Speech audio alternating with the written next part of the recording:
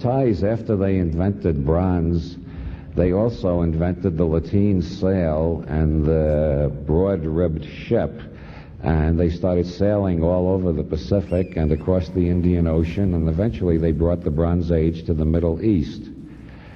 And curiously enough, you'll find, although there's no clear picture of how this migrated from Thailand across the Indian Ocean and then jumped, you find on the western coast of Africa, you find the Berber people have lateen sails, just like the one the Thais have been using for the last 6,000 years. And you'll find those lateen sails used on ships along the Gaelic-speaking area of western Spain and in Breton, France, and in Western Ireland also, in Connemara and Clare and the other western counties of Ireland, which may explain what William Butler Yeats meant when he said Ireland was part of Asia until the Battle of the Boyne.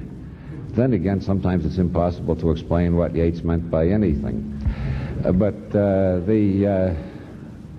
the spread westward from Thailand of Bronze Age culture is what Alvin Toffler calls the first wave.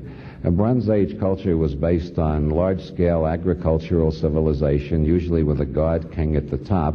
The god king was identified with the sun in most cases, and we find this pattern of a large-scale agricultural civilization with a god king at the top spread pretty rapidly across the world.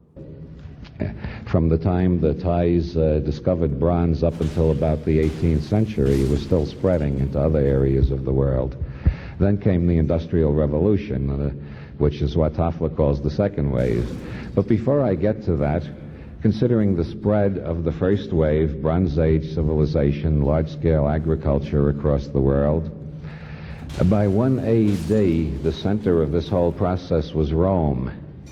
That is to say, Rome was the center, and that Rome was the biggest empire of all the empires that had grown up from the beginning of the Bronze Age until 1 AD. There had never been an empire of that size up until that date. The Roman roads went damn near everywhere, and all the knowledge of the world found its way back to Rome and was processed there and then was transferred elsewhere where it was useful to the Roman Empire. So Rome was both the mercantile and intellectual center of the world in 1 AD. And this brings us to the beginning of what I call the jumping Jesus phenomena. Georges Andela, a French statistician and economist, did an analysis using information theory of how many scientific facts were known at each period of history and tried to find a pattern in it. He took all the knowledge possessed by the Roman Empire in 1 AD and took that as his fundamental unit and asked how long it took that to double. To make this more vivid and to popularize Andela's work, I have called that unit 1 Jesus, because generally in science a basic unit is named after a famous individual, like the volt is named after Volta, the farad is named after Faraday, the ohm is named after Ohm, and so on. And so I call all the knowledge that the human race had accumulated until up till 1 AD, most of which was being processed through Rome, I call the pattern of movement of knowledge and wealth from east to west was still continuing. The next doubling occurred by 1750. That only took 250 years. The first doubling took 1,500 years. The second doubling took 250 years. We had 4 Jesus in our intellectual storage by 1750 AD. And by then there was no doubt the intellectual and mercantile center of the world was England, London specifically, and also the universities of London and Edinburgh and Trinity College Dublin, and the universities around the British Isles. That's where all the knowledge was being processed.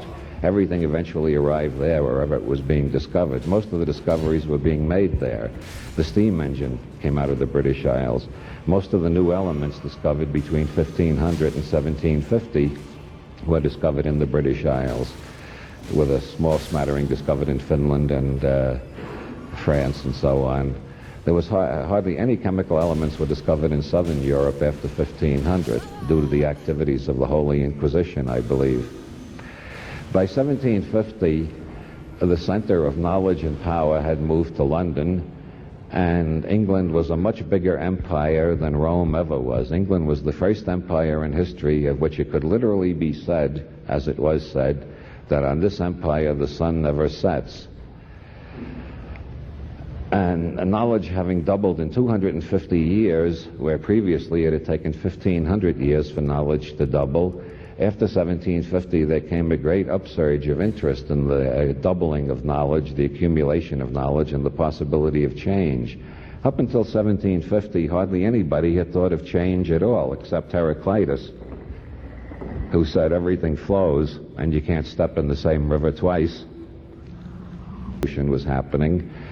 The Industrial Revolution, ushered in by James Watt's steam engine, which he created in 1765. A few years after that, Lavoisier discovered the correct definition of an element, and scientists got their thoughts clarified. They realized there weren't 4 elements, but many, and they had a total knowledge of 19 elements at that point. It took 5 million years to get from the first Australopithecines to Homo sapiens, and it took 30,000 years to get from Homo sapiens to the Bronze Age, and only a couple of thousand years to get from that to the Industrial Revolution, and only a couple of hundred years to get from that to the Information Revolution. Or if you look at it on a bigger scale, it took approximately 4 billion years for evolution to get to the point where we had a Bronze Age and then an Industrial Revolution and now the Computer Revolution. If you put all this on a clock, if you take history on this planet is starting at midnight, and you assume the life of the planet is 15 billion years, which is the estimated life of a G-type star, then it is now 8 o'clock in the morning, and it's time for us to wake up, because we've pretty much been operating on autopilot up until now. And there are signs of planetary awakening. Domesticated primate psychology remains pretty much the same as it was in the Paleolithic, but one sees increasing evidences of mutations. There was only one Buddha 2,500 years ago. Now you meet 5 or 10 Buddhas everywhere in every city you go to. If you go to Boulder, you'll meet a few dozen of them.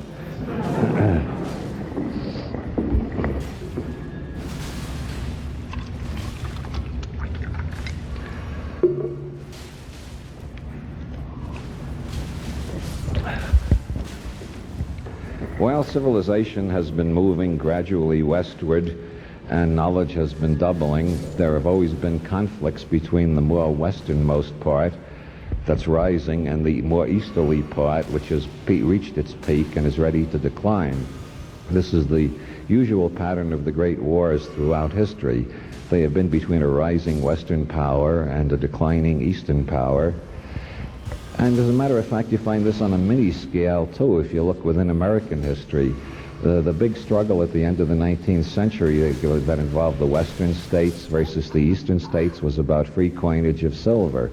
Do they teach anything about that in universities at all these days? The free silver movement was based on the fact that a lot of silver was found in Colorado, and I think some in New Mexico and a few other states around here. And a lot of the Westerners got the idea, if we could have free coinage of silver, then we wouldn't have to borrow from the Eastern banks. We could have a silver-based currency, and then we wouldn't be paying such enormous interest. And so there was a big movement for the free coinage of silver, and the Eastern bankers objected to this on the grounds that they wanted to collect the maximum amount of interest. And the only way they could do that is if the currency was based on one metal only, on gold, and they maintained their monopoly on gold. That's how William Jennings Bryan got to make that famous speech, of which everybody, however little they know about 19th century history, they've heard the closing line of it: "You shall not crucify mankind upon a cross of gold." You've all heard that? He was referring to the gold standard and the Western desire to have a double standard, including silver. That conflict between the Western and the Eastern United States has accelerated during the 20th century, and it's the subject of Carl Oglesby's book, The Yankee and Cowboy War, which traces the conflict between Western and Eastern interests throughout the 20th century and applies it to some of the mysterious questions of the 20th century, such as the Kennedy assassination. in which, under very mysterious circumstances, a representative of the Eastern banking powers was abruptly replaced by a representative of the Texan oil interests, or the ignominious defeat of Richard Nixon after winning the most overwhelming landslide victory in American history until that date in 1972. Within a year and a half, Nixon was out of office in disgrace. Oglesby suggests that this was the Yankee-Japanese are catching up. So it seems this west to east thing has gone all the way around the globe in the last 5,000 years since the Bronze Age began.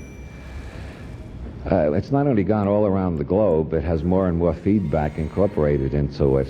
By the time the center of power had moved from Thailand to Rome, most of the knowledge from Rome wasn't getting back to Thailand, let's say, although some of it was getting back to China by way of the Silk Road, which went from Rome to North India and from North India to China, which explains a lot of the similarities between mystical traditions in China and Gnosticism in Rome. They were both being passed back and forth through northern India. But a lot of the Roman knowledge wasn't getting back to Thailand, and by the time of the rise of the great Italian city-states around 1500, the Renaissance, that knowledge was not getting back as far as the Near East even.